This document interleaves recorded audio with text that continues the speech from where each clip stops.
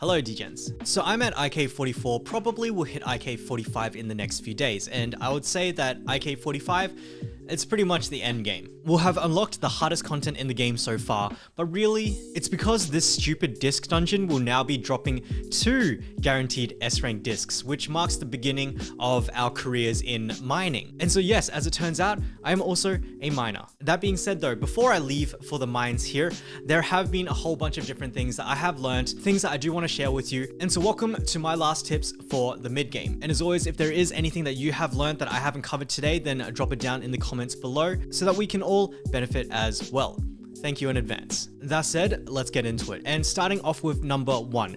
As you can see here, we have 3 characters that are in this map, 6th Street. However, there are only 2 question marks. And so what this means is that 2 of them are actually going to be in the field. So you can see Corin is right there. But one of them is going to require a cutscene by interacting with one of the stores. Now, my dumbass was just running around clicking into every single store hoping that they would appear. However, what I've recently discovered is that if you go near the store that has the event, so like this over here, there'll be this little blue trust event nearby popping up, but for this one it could be the Corin. So let me get rid of Corin first. And so Corin's trust event is no longer showing up, so I'm going to walk around this shop, it's not there. I'm going to walk around this one, and as you can see, trust event nearby, there is nobody around. So what it means is I'm going to talk to General Chop, and then I'm going to leave his store, and then somebody, one of the remainder 2, Ambi it looks like, is going to be waiting there for me. This one, to be honest, got me good because I was always running around to every single freaking shop. Alright, number 2, and so it's in regards to your video store opening with Bangbu 18. So clicking in, I want to quickly talk about this promoter over here because depending on who you choose, you actually get different rewards, which I'm hoping you already know. So in this case, remember to choose S rank agents because they give you more materials than choosing an equivalent A rank. So for example, if I chose Soldier 11 or Khalida to be the promoter, then I'll get 5 of those skill materials.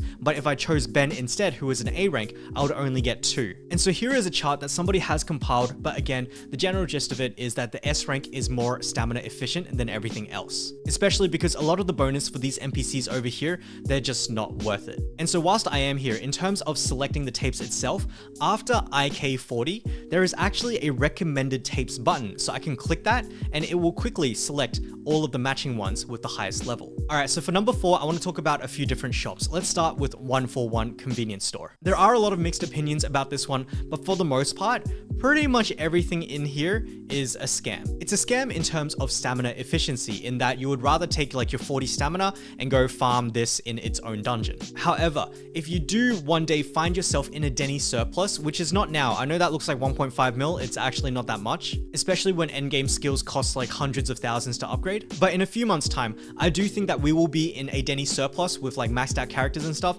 Absolutely buy this out. Now you may be asking, okay, in that case, Mr. Lace, why did you buy these out?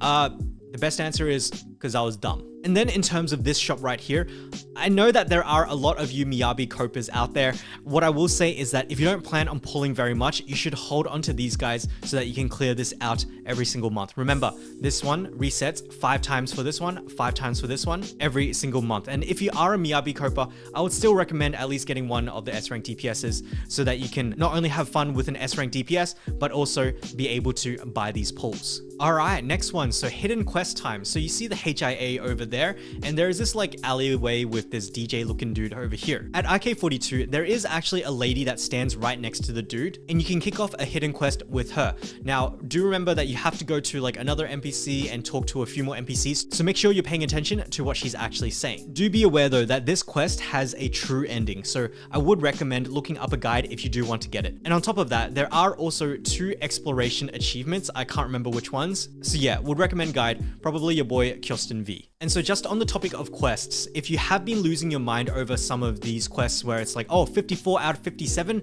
I'm missing 3 of them, I'm missing a whole ass quest. Or maybe in chapter 1, you're like, oh, 51 out of 54, oh my god. Oh my god. What did I miss? You didn't miss anything. It's that, for example, for chapter 1, the last quest is actually available at IK45. To be honest, I was losing my mind until I found that out. And so in terms of Inky, I've got the little mad lad now, so I can't show you, but if you do screw up the dialogue because you picked the wrong option, you can actually force quit the game super fast, come back and choose the other option. All right, let me talk about some Holo Zero tips, and this is probably my best one in the whole video. And so if you're low on Dennies and you are willing to trade time for Dennies, so really I'm saying you're willing to grind, then in Holo Zero, you're able to actually get 900 of these guys every single week. And that equates to 225k Dennies, not including the Dennies you get from the runs itself. You get about like 3 to 4k per run as well. However, to get 900 of these bad boys, you have to run about 15 Holo Zeros and getting S rank in every single battle. Get the S rank for both the first and second boss, and then head over to that little corner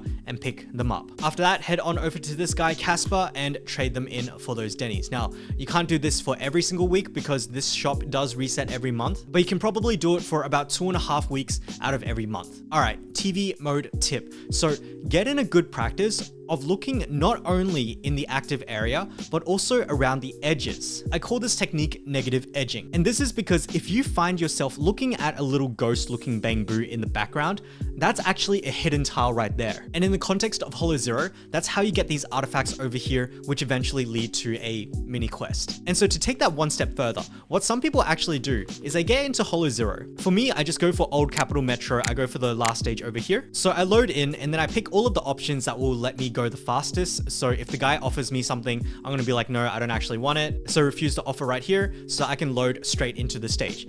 And then what I do now is I check the stage. I check not only the active area, but also, oh, we got one over here. You can see in the top left-hand corner, there is that little ghost looking bamboo. So if I walk over there, we're actually going to get a special event, which will let us get one of those artifacts. All right, so I'm gonna go over here. And as you can see, random click in, this is going to lead us to hopefully that artifact right there. So what I was trying to say though, is what people do is they actually go in, they check that first map, and if it's not there, that hidden tile that we saw, they actually quit, fully quit, and then just rerun it again. And this is how some people have completed their entire collection. And so just be warned that a lot of them have some really strange requirements. So in this case, it forced me to take a corruption, lose all my coins, and I'm about to lose my equipment. And only then will I be able to get the lost item. So here we go. Hopefully I get it. And there we are. Another one required me to pay like 2.5k gear coins and I didn't have them, so I missed out on that. So yeah, just be aware of that. And so the last tip for Holo Zero is that I can actually exit right now, having picked up that artifact. So I can give up right now, and when I go and speak to the lady who holds the collection, it is going to be there, as well as anything that I have earned along the way, including those Z coins. All right, and so I'm loading in, and that lady, as you can see, has the ... I'm gonna go down here, lost items, and boom, those are the headphones from before. And so the next thing I want to talk about are the weekly bosses, Notorious Hunt over here. And so in the weekly challenges, the very last one is actually quite tough, especially if you've just entered the next bracket, like you're level 31 or you're level 41, because of the complete a challenge in under 4 minutes. You just might not have the DPS to do it. Just remember that Noodles work everywhere except for Shiyu defense. So it will work in here, in the Notorious Hunt, as well as Holo Zero here. And to check if the effect is active, just to make sure that you are getting what you're getting, look at this top right hand corner, you can see my buffs are right here. That being said though, when we hit IK 45, remember we are going to be fighting that really lewd looking tree that is going to be unlocked over here. And so it's got this like 11 levels of pain thing. And what I wanted to really make sure you know is that when we click into those buffs, what you will see, and I hope you realized, but there are essentially bonus stats that will come with the Noodles. Now, in the best case scenario, I've actually been able to get 3 lines of bonus stats,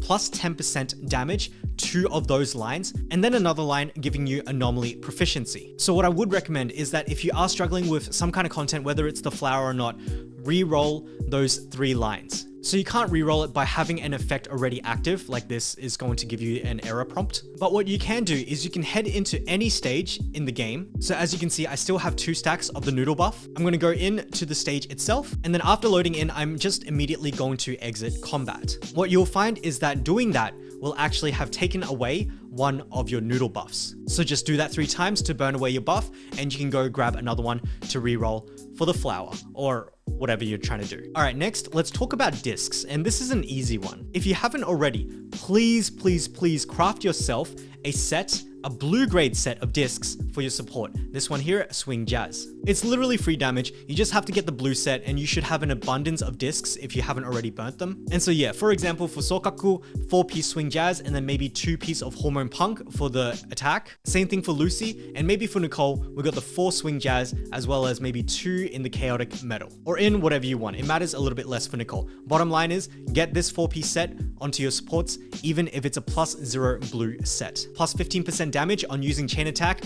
It's free damage right there. All right, and so after that, smash all of your blue discs into something and then smash your purples in hopes of getting golds. So for every 10 that you smash, you will get about 2 or 3 that will be upgraded to the next grade. So smashing purples gets you about 2 to 3 golds. That plus some of the first time clear rewards actually got me some end game looking discs, despite only having done the disc mines once. Even if they aren't the best looking discs, like to be honest, just smash them. As long as the main stat is there, for Ellen, for me, it's crit rate. The difference between +15 S rank set and +0 is just worlds apart. You're gonna bulldoze absolutely all of the content aside from the flower guy. And remember, when we go back to dismantle these things, there is actually an 80% refund in materials. So for the low cost of 20% of materials to actually destroy a lot of things except for the flower guy, and to be able to push maybe like half of Shiyu defense, man, I'll take it, and I suggest you do as well. And of course, we will go back to the mines until the end of time to get those incremental upgrades, but that's a long-term goal. That said, there is one particular interaction that I was pretty mad about, and it's Ellen's cruising does not count in activating this Woodpecker Electro effect. So to activate Woodpecker 4, we have to land a critical hit with basic, dodge counter, or EX special, in which we will be rewarded with an attack buff of 9%. It's actually in your best interest to dodge, hold to get into cruising, and then do a quick snip snip for the 3 stacks. However, doing that does not count as a dodge counter, so you don't actually get this dodge counter stack. And it's because of that, I would just recommend going for Polar Metal because you don't have to play with that kind of bullshit. All right, so the next one is a pretty cool combat trick that is actually relatively practical. So the concept is that attribute anomaly, like Assault, it does not trigger if you're not on your active character. And so case in point, I'm in Piper and I'm doing the spin. But because Piper is like so OP and broken, what I can do is I can actually switch out. You can see she is still doing all of that anomaly attribute, but it didn't proc Assault. And on top of that, I'm hoping that you can see this little ass button. This physical attribute anomaly has stopped at 99%, or it's pretty much 100%. And so what this means is that if you switch out fast enough, you can manipulate the order in which your disorder triggers. And so in this team, I really want to get my Grace's one, her shock, going first. So you can see that's gone, and then boom, disorder right there.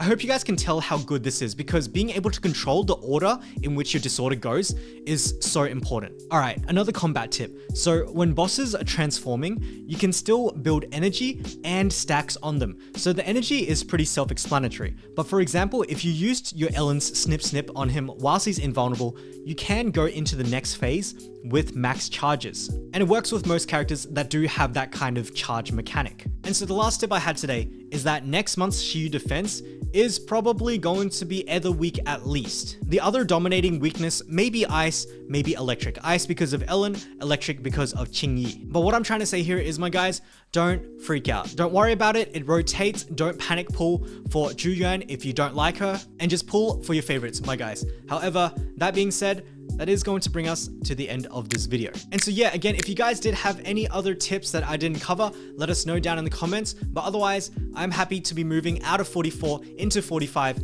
into the relic mines. And so that, my guys, is the mid game.